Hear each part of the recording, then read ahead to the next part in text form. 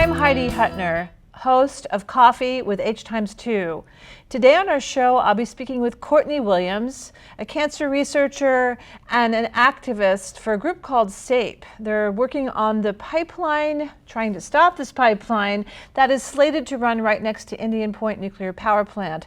She's a mom, she's a resident of Westchester, and she's become very involved with these issues out of concern for the health of her family and her child.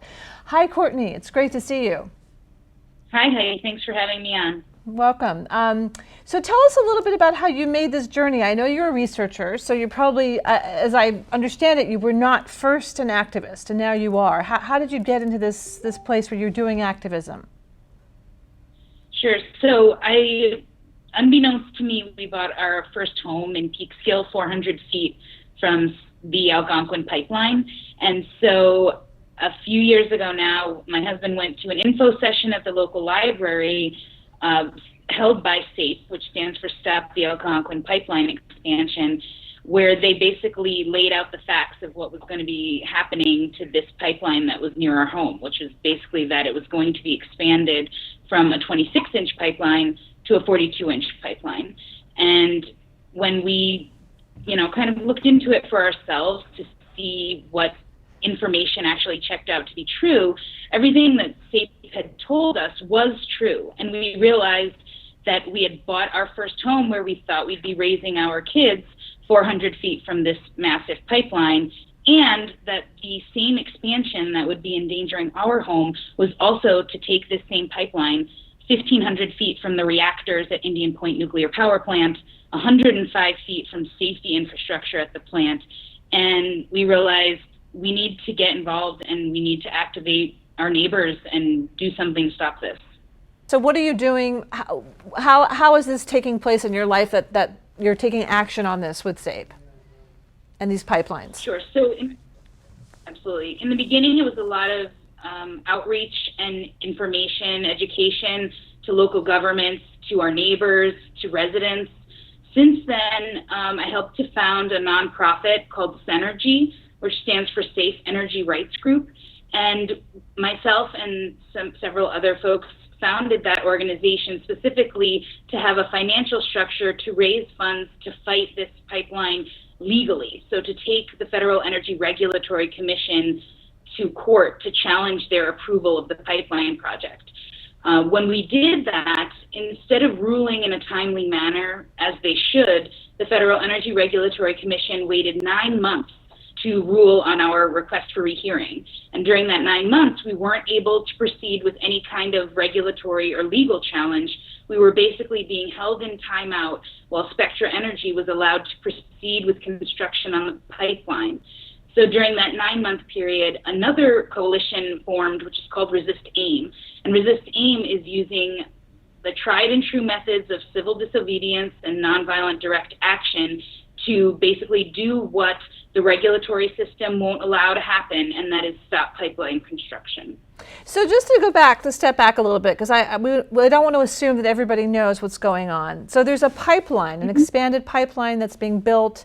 It's starting in Pennsylvania to bring the fracked gas northward. Can you just tell us more about what's going on with these pipelines? Sure. So the Algonquin Pipeline runs from Rockland County through New York, through Connecticut, Rhode Island, and Massachusetts. And it carries fracked gas. It hooks up with other pipelines that carry fracked gas north from Pennsylvania. And there already exists an Algonquin pipeline, but Spectra Energy is a Texas-based pipeline company, and they want to expand the 26-inch pipeline and replace it with a 42-inch pipeline. However, the existing pipeline actually runs underneath the property at Indian Point Nuclear Power Plant. And the owner of that plant, Entergy, would not give Spectra permission to actually build the 42-inch pipeline in the existing right-of-way of that 26-inch pipeline. So Spectra Energy came up with an entirely new route for this pipeline from Rockland into Westchester County that involves drilling underneath the Hudson River, coming ashore adjacent to Indian Point, running through the property at Indian Point Nuclear Power Plant, running through Verplank and Buchanan, including 400 feet from my daughter's elementary school there, and then hooking up with the existing right-of-way. So they like to say that the majority of the pipeline is in the existing right-of-way, but there are some very significant structures that are along the new right-of-way, such as the power plant, the elementary school, and other places. In Massachusetts, their new route will take it adjacent to an active quarry where there's ongoing blasting. So there's a lot to be said for this project. You know, obviously there are safety concerns. Governor Cuomo recently wrote to FERC asking them to halt construction because the pipeline construction is happening adjacent to the plant. And Indian Point has an ongoing groundwater, a leak of tritiated water into the groundwater there. And he has concerns, and the state has concerns, that this construction could be exacerbating the problems there. And FERC chose to ignore his request as well, just as they've ignored requests from numerous other elected officials, scientists, residents, etc. So it is a concern, and it is carrying fracked gas, which is another concern. So obviously there are worries of what would happen in a worst case scenario if there was a pipeline rupture in these densely populated areas of New York, Connecticut, Rhode Island, and Massachusetts. But what's also frightening is if this pipeline works exactly how it's been designed for its lifetime, it will be emitting tons of emissions, toxic pollutants into the air that we breathe for decades. The lifetime of these kinds of pipelines is on the order of decades. And it is carrying fracked gas, which is methane, a much more potent greenhouse gas than carbon dioxide. So, you know, whether you're looking at this from a health perspective, a safety perspective, a best case scenario, a worst case scenario, this does not shake out to be a good idea for anyone, except for Spectra, who's going to make money by hooking this pipeline up to other pipelines of theirs that will allow them to export gas overseas. And they've been claiming land and cutting down trees before the pipelines are even set to go. Is that right? Well, so in the case of FERC routinely, they pretty much approve every project that they consider.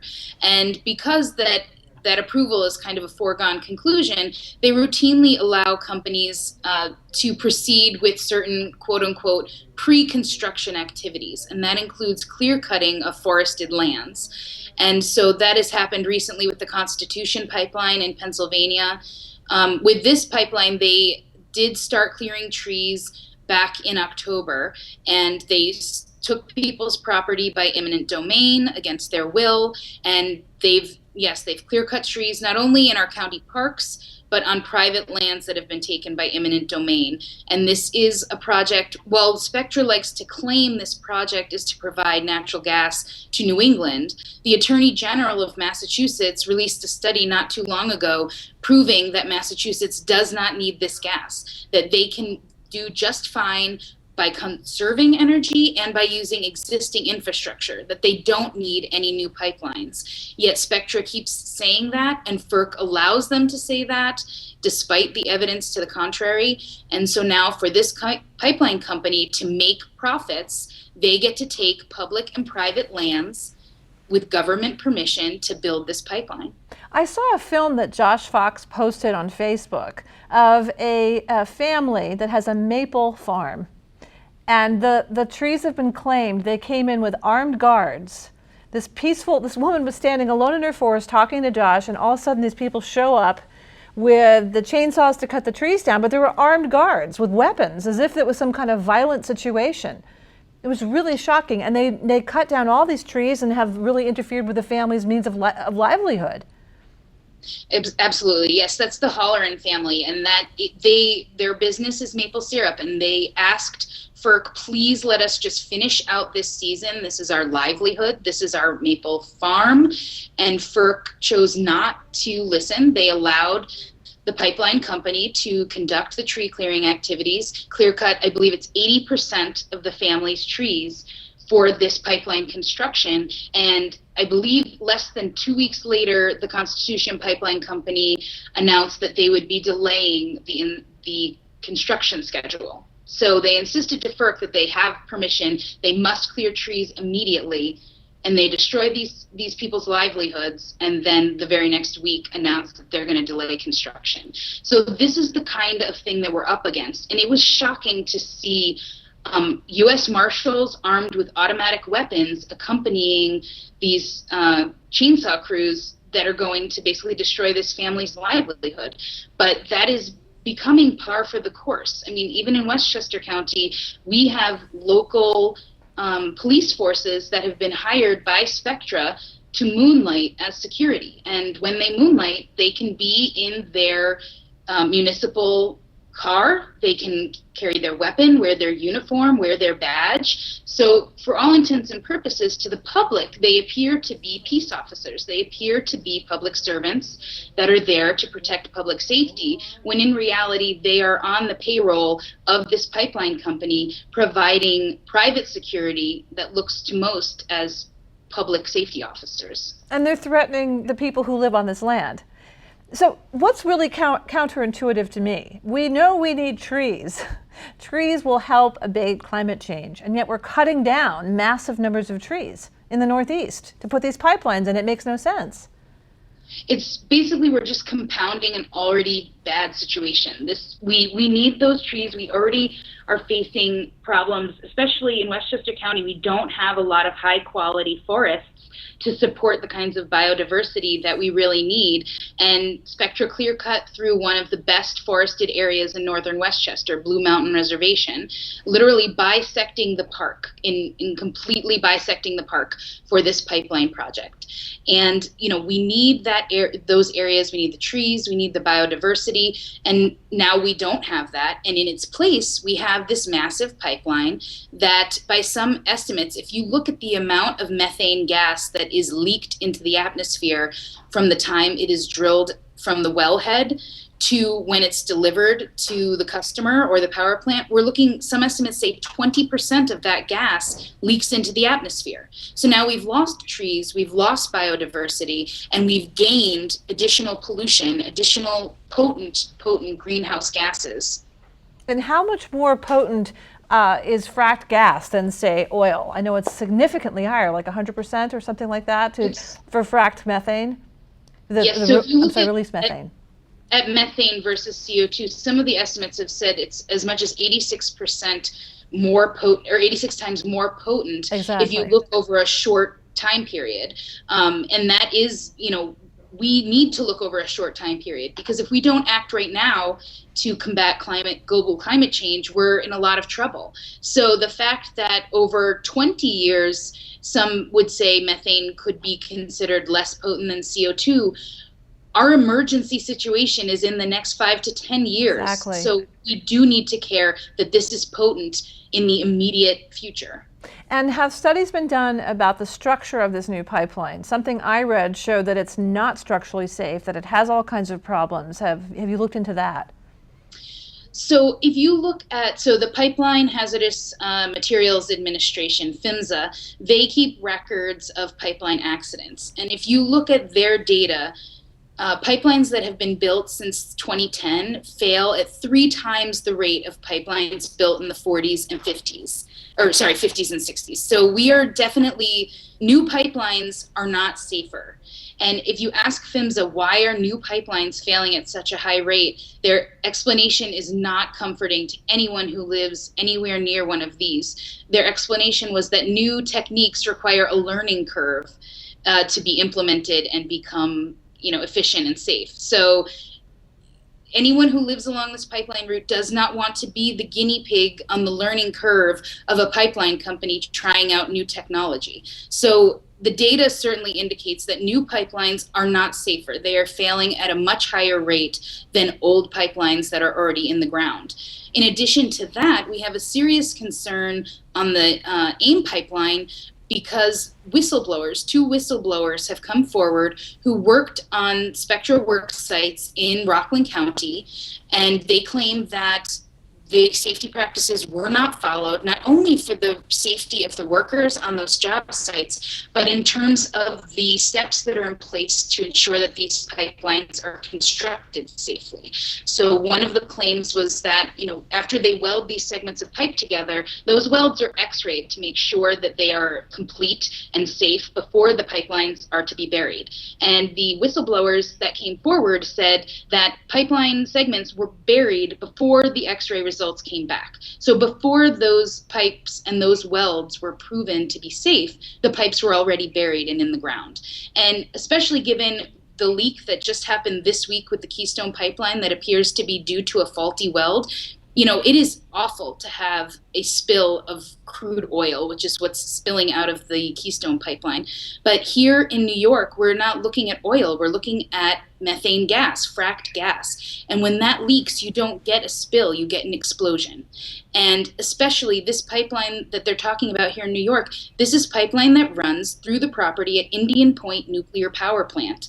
A rupture there could be catastrophic in the worst case scenario. And we have our local municipalities, the town of Cortland, worked with Paul Blanche, who's a nuclear safety expert, and worked with Rick Cooperwitz, who's a pipeline safety expert. And Rick and Paul working together said the safety assessment that's been done is faulty. It's clear that the person or people conducting that safety assessment don't have expertise in the field of pipeline rupture dynamics. And so the safety assessment completely underestimates the risk here. So when you have a pipeline through a heavily densely populated area next to a nuclear power plant where whistleblowers have come forward saying safety practices are not being followed, that is a serious, serious cause for concern. Very serious. And we've actually interviewed Paul Blanche, and it really concerns me the kind of explosion that can happen. I know it's very different with this frack gas. It's an enormous explosion. It travels very far, the heat and the fire, and that this could really be, it could potentially be, in the worst case scenario, could really devastate the whole New York area, the New York City area. Is that correct? Yeah, so as I said, this pipeline runs through the property at Indian Point Nuclear Power Plant. This new segment even is only 1,500 feet from the reactors at Indian Point. But within that 1,500 feet difference is a whole bunch of infrastructure that's necessary to operate the plant. And at its closest, this pipeline will pass 105 feet from critical safety infrastructure, meaning infrastructure that's necessary to safely operate the plant and, in the event of an emergency, safely shut it down. And so if you do have a pipeline rupture and there is a massive fire, you're looking at taking out the very safety infrastructure that's protecting the 20 million Americans that live in the 50-mile evacuation radius of Indian Point Nuclear Power Plant. That's extraordinary. It's amazing that FERC has allowed this. So you're fighting this, and people are actually doing a lot of civil disobedience. People are protesting, going to jail on a regular basis in a peaceful way, right? There's no violence going on. There's peaceful protests. What are you anticipating for the future here, and where do we leave our viewers? Because we'll have to end soon. Sure. Well, we have, in between New York, Connecticut, Rhode Island, and Massachusetts, there have been almost 100 arrests by acts of civil disobedience by citizens along this pipeline route. And as the spring is here, as Spectra begins to up their construction schedule, I expect to see an increase in the acts of disobedience, civil disobedience, because people are aware of what's going on now. They see the devastation and the destruction in their communities, and they realize that even their governor, for those of us here in New York, wrote to FERC saying this pipeline may be endangering 20 million people. The state's going to conduct a safety assessment. Please halt construction until we know this is safe. And FERC ignored them. So residents are taking matters into their own hands and using the rights guaranteed to them in the Constitution of free speech, and they will commit acts of civil disobedience to stop this project. So I encourage people, if you are in Rockland, Westchester, or Putnam counties, or in surrounding areas, we've got a lot of folks from New York City who are in this evacuation radius. Like, if this is impacting you, to go online, go to resistaim.com, and that is Resist AIM, which is kind of spearheading this civil disobedience effort. And there you will find the Pledge of Resistance, which is a pledge that over 1,000 people have signed saying they will stand up and use nonviolent direct action to bring about this change that they want to see, which is that this pipeline construction be stopped. So I encourage everyone to go to resistaim.com and learn there how they can get involved. And could you just tell us what FERC is? Sure. FERC is the Federal Energy Regulatory Commission, and they are the commission that is tasked with approving these pipeline projects. And it is important to know that they're not a regulatory agency in the normal sense that we would think, that they were actually formed in order to facilitate infrastructure development, and that they are completely funded by the fees paid by the industry that they are regulating. And if you look at who is sitting on the board, who are these commissioners, you will find that many of them are former employees of the very companies that are applying for these certificates. And when they finish their tenure on the commission, many of them go back to these same industries that they're supposed to be overseeing. Sounds like a very strange combination of who's watching whom here, right? So you want to have the whole idea of having these regulatory committees and organizations is to protect citizens against industry or to make sure things are done properly and safely. It doesn't sound like that's happening. So we have to say goodbye. I thank you so much, Courtney, for coming on. You've been on NPR. I know you've been in the New York Times. This is big news right now all over New York State. We thought, and I know many of you talk about this, many of the activists, we thought that with the ban on fracking, that would sort of be the end of things. But no, this is becoming an ongoing problem in different ways. So I really appreciate your sharing with us the work you're doing, and I thank you very much. So that's it for today with Courtney Williams. And for more shows, please go to HeidiHutner.com. You can see more episodes. We have other episodes which deal with this topic and many others on sustainability. Great seeing you. Thanks so much.